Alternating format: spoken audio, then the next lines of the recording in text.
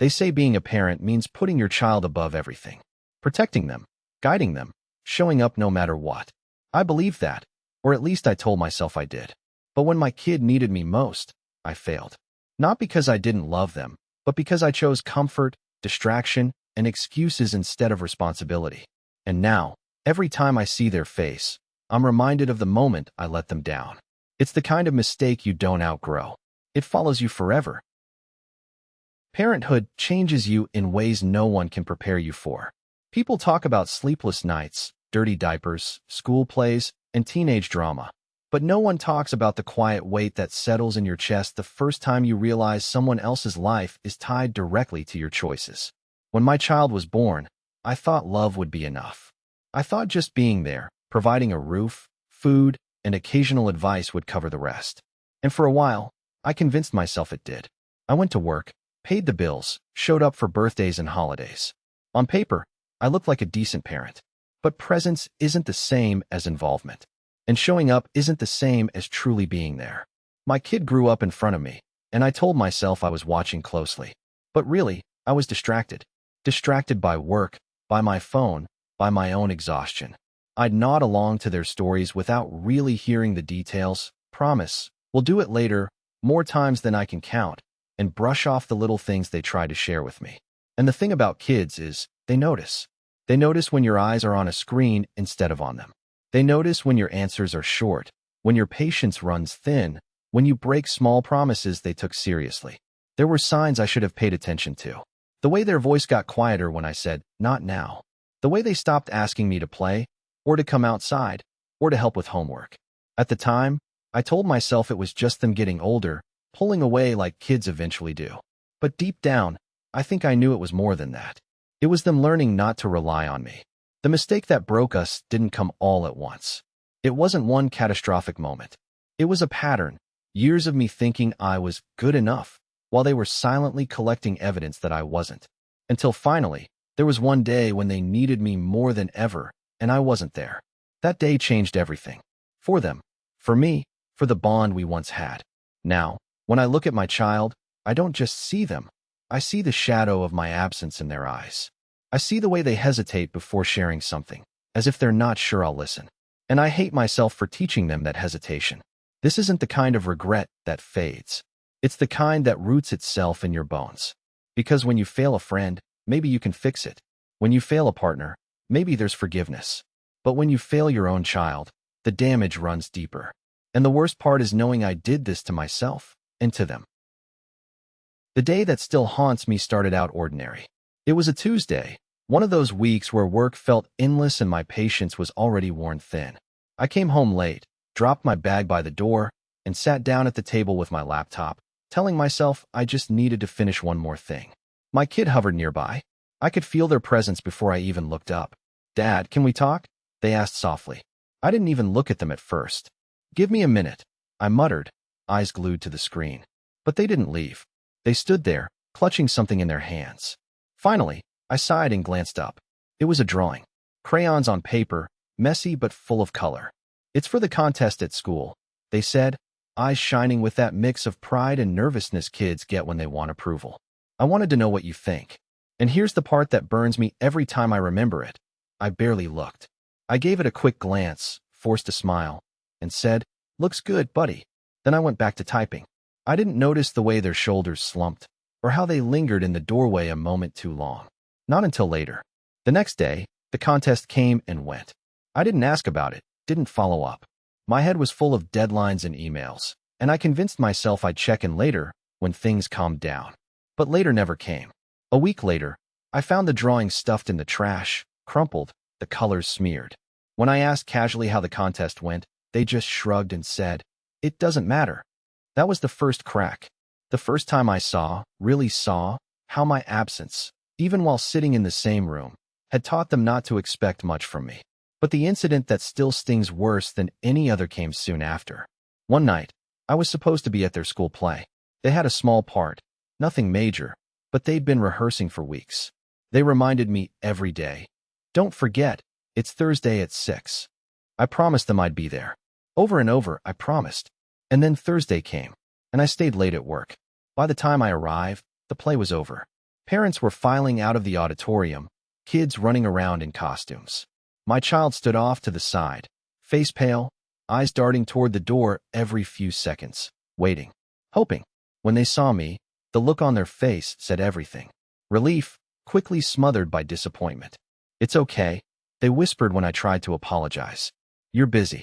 Those two words, "you're busy," cut deeper than anything else. Because I realized that's how they saw me.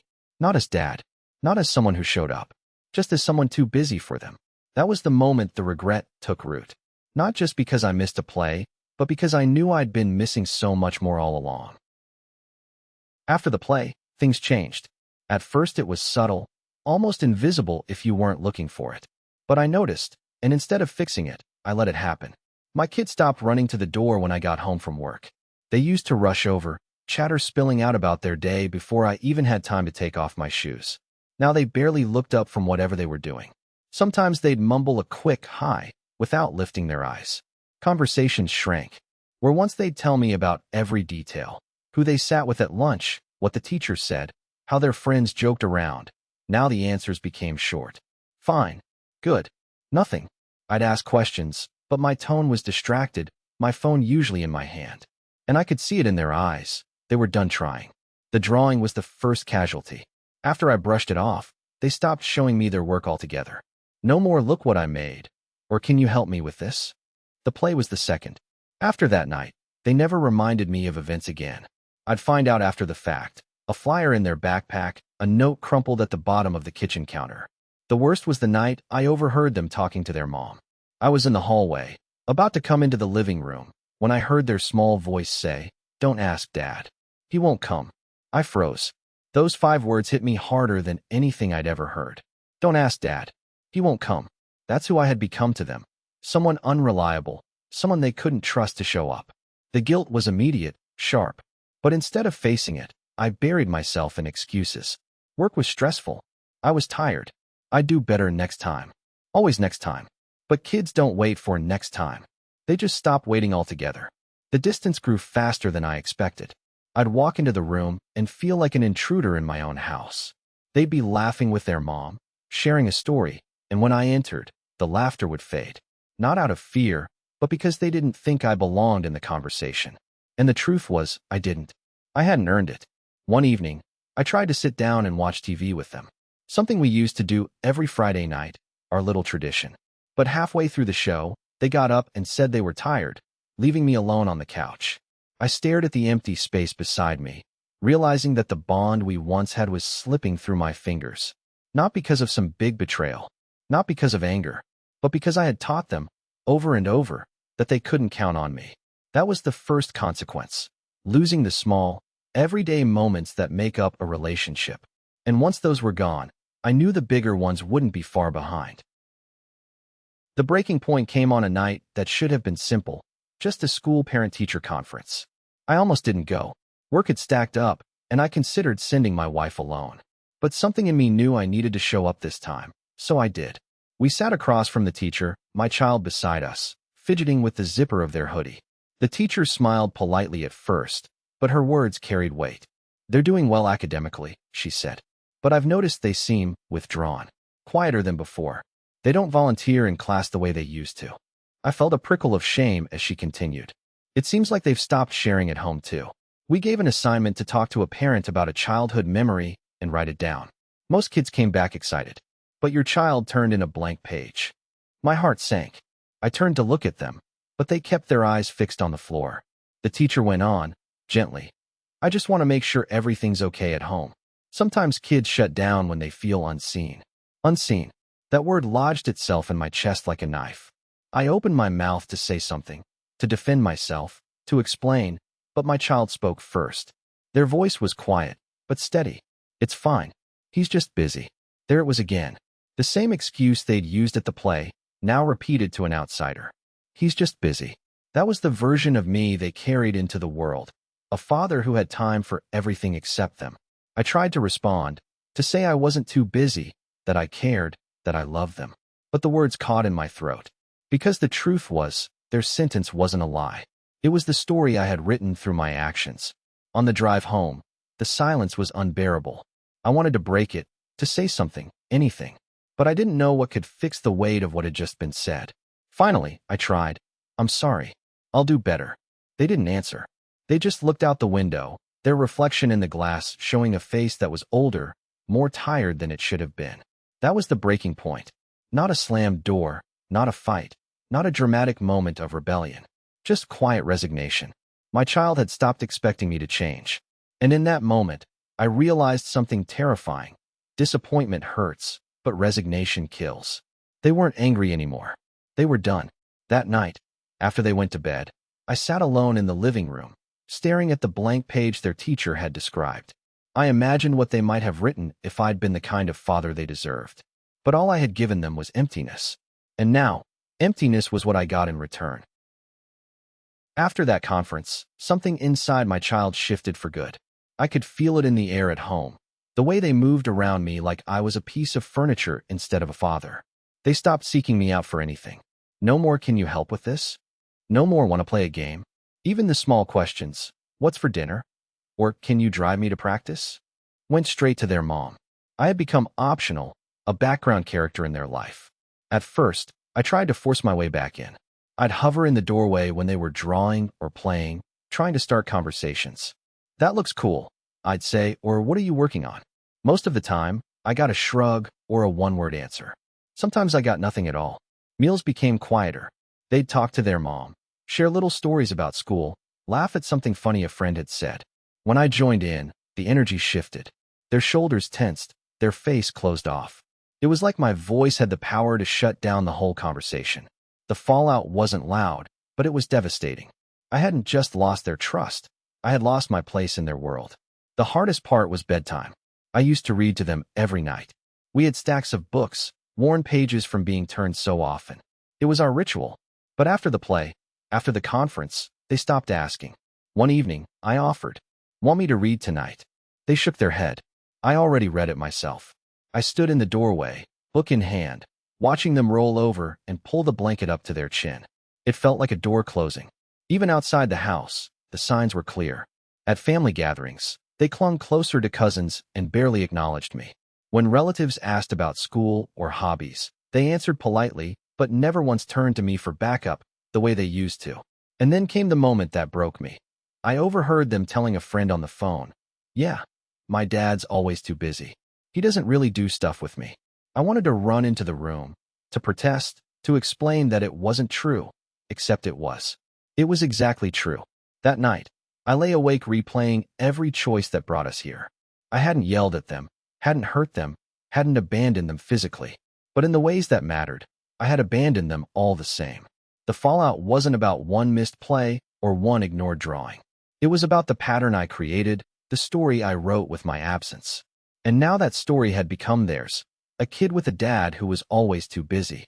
And no matter how much I wanted to rewrite it, the ending was already written. Guilt became my shadow. It followed me into every room, every conversation, every quiet moment I tried to escape into. It was there in the mornings when I poured my coffee and saw the empty seat across from me, the one my kid used to fill with chatter. It was there at night when I heard muffled laughter from their room and realized I wasn't the reason for it anymore. At work, I wore the mask of competence. Colleagues praised my dedication, my ability to balance everything. If only they knew the truth, that the balance was a lie, bought at the cost of the one relationship I couldn't afford to lose. Every compliment felt like an accusation, as if they were congratulating me for failing in silence. At home, the distance was suffocating. My child spoke less and less to me, and every unanswered question or half-hearted shrug felt like a dagger. The guilt didn't just sting, it rewrote who I was. I wasn't dad anymore. I was the man who missed the play, who ignored the drawing, who sat at the table pretending to listen while my kid gave up on me one conversation at a time. The worst part was the little reminders. Walking past their room and seeing artwork pinned to the wall that I had never been asked to look at. Hearing them laugh with their mom about some story I wasn't part of. Catching sight of a school flyer in the trash, an event I hadn't even known about. I started keeping count in my head. Missed play, missed contest, missed bedtime story, missed talk. The list grew longer, heavier, until it felt like I was drowning under its weight. And yet, I couldn't shake the feeling that maybe this was exactly what I deserved. Maybe my punishment was to live with the absence I had created, to watch my child grow up from a distance, allowed in only on the surface, never trusted with the deeper parts of their world again. Sometimes, late at night, I'd walk past their room and see the faint glow of a night light through the door. I'd pause, hand hovering near the handle, tempted to go in and just sit with them. But I never did. The fear of rejection was too strong. What if they looked up and asked me to leave? What if I saw, in their eyes, the truth I already knew, that I had lost my place for good? The guilt spread into everything. Food lost its taste. Sleep slipped away. Even victories at work felt meaningless. I couldn't escape the thought that while I was winning outside, I was failing where it mattered most. People say guilt fades with time. For me, it didn't fade. It calcified, turning into a permanent part of who I was. Every laugh I didn't share, every story I wasn't told, every quiet moment my child chose to spend without me, they all became bricks in the wall of regret I built myself. And the cruel truth is, I laid the first brick. At some point, the guilt became too loud to ignore. I told myself I couldn't keep watching from the sidelines while my own child slipped further away. If there was even a sliver of a chance to repair the bond, I had to take it. So I started small. One night, I knocked on their door with a board game we used to play. Thought maybe we could bring this back, I said, forcing a smile. They looked at me, then at the box, and shrugged. Maybe later. The game stayed untouched on the shelf for weeks. Next, I tried showing up at school events without being asked. I checked the newsletter, wrote down every date, and made sure I was there. A spelling bee, a science fair, even a sports game. I sat in the audience, clapping harder than anyone, hoping they'd notice. Sometimes they gave me a quick smile. Other times they looked past me as if I wasn't there. It hurt, but I kept trying. I thought consistency might eventually prove I meant it. One evening, I asked directly, "Can we talk? I know I haven't been the best dad. I want to do better." They didn't look up from their homework. "It's fine," they said. "It's not fine," I insisted. "I've missed too much. I want to be here now." Finally, they looked at me, and the weariness in their eyes broke me. "You always say that, but you don't stay."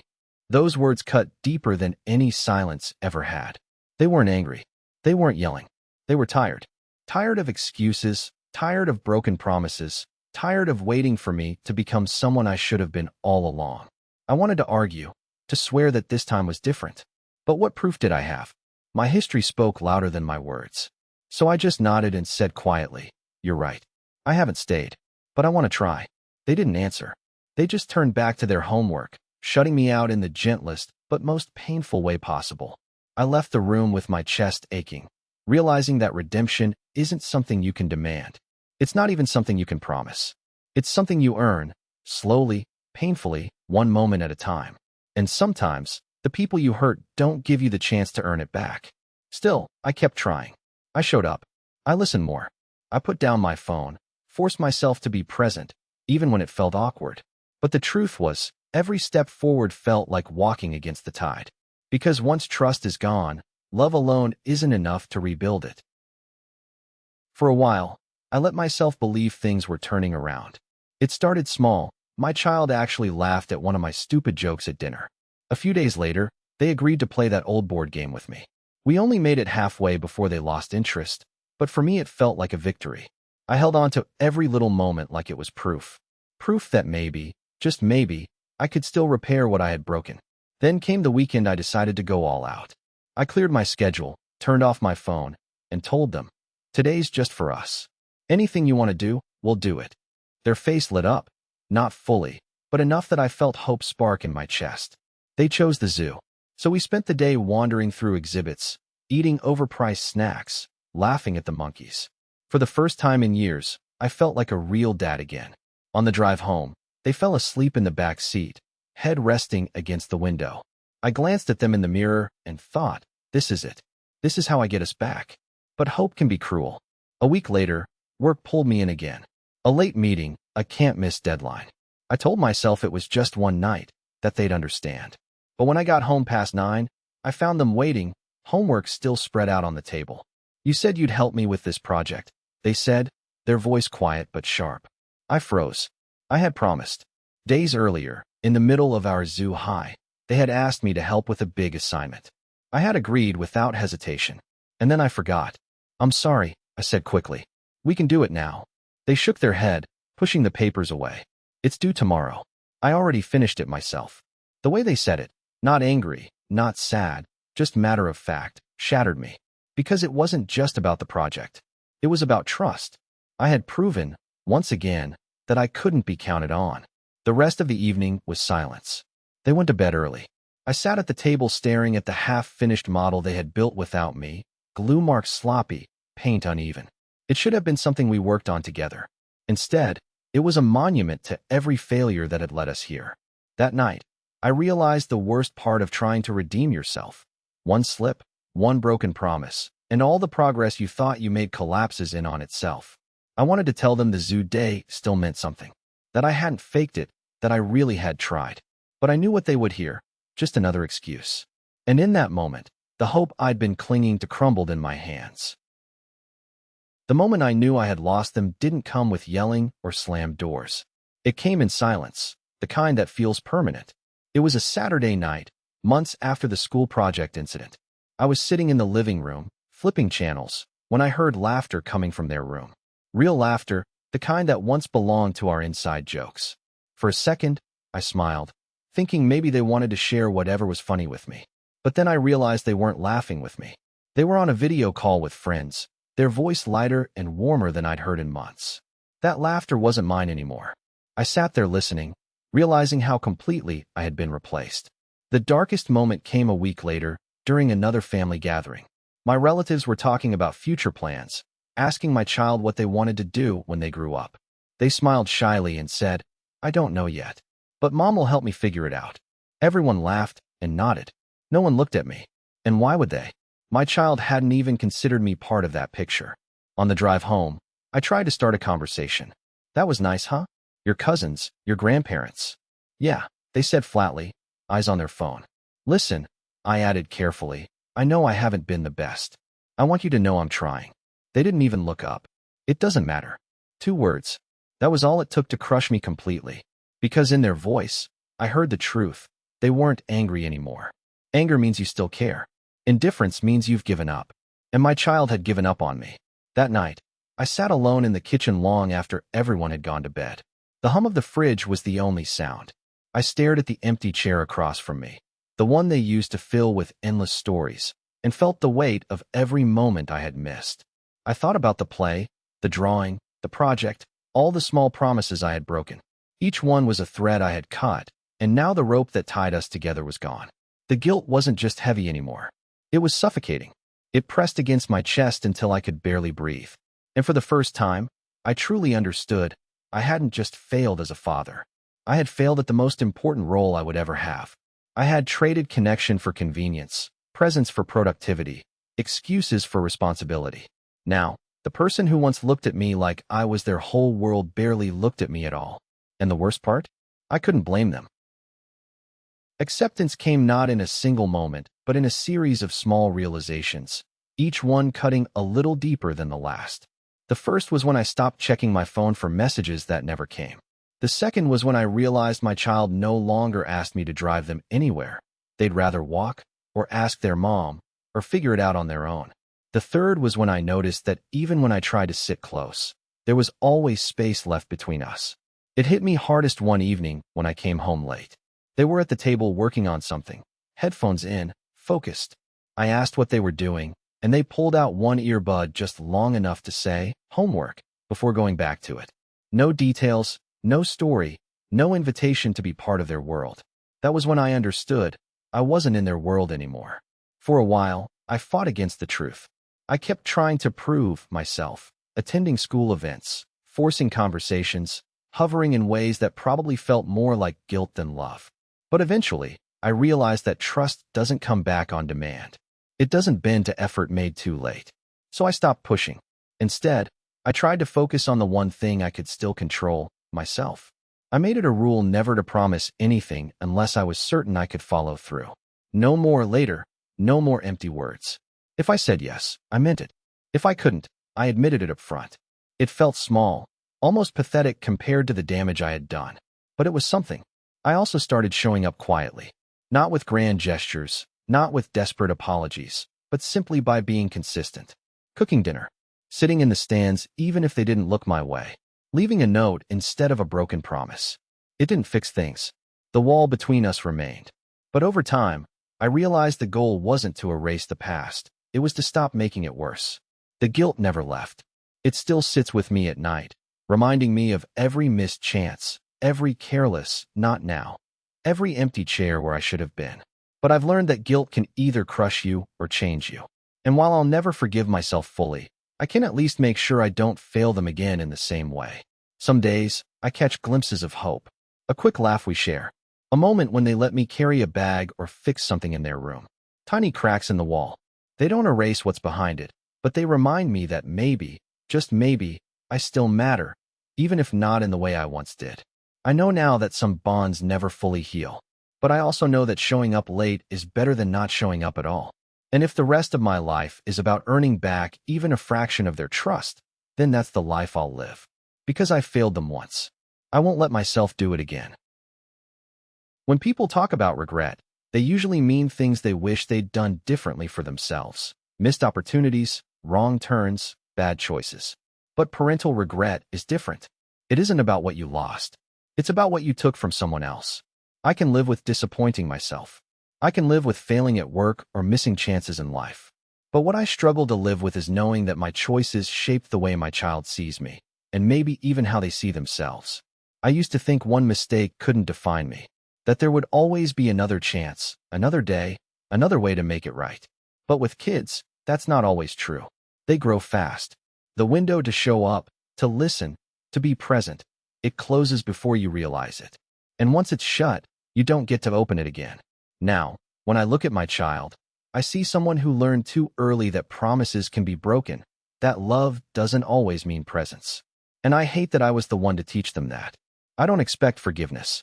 I don't even expect healing. What I expect, what I owe, is to carry this guilt with me for the rest of my life. To let it shape every choice I make moving forward. To let it remind me, every single day, of the price of complacency and distraction. Because here's the truth. You don't always get to be the hero in your child's story. Sometimes, you're the lesson. Sometimes, you're the reason they learn not to rely on someone. And that realization will cut deeper than anything else. If you're reading this and you're a parent, don't wait. Don't tell yourself you'll do it later, when things calm down, when you're less busy. Later doesn't exist for kids. They're watching now. They're listening now. And every not now you give them is a scar that doesn't go away. I'll never stop regretting the chances I wasted. I'll never stop wishing I had put down the phone, shut the laptop, walked out of the office, and just been there. But wishing won't rewrite the past. All I can do now is live with the truth.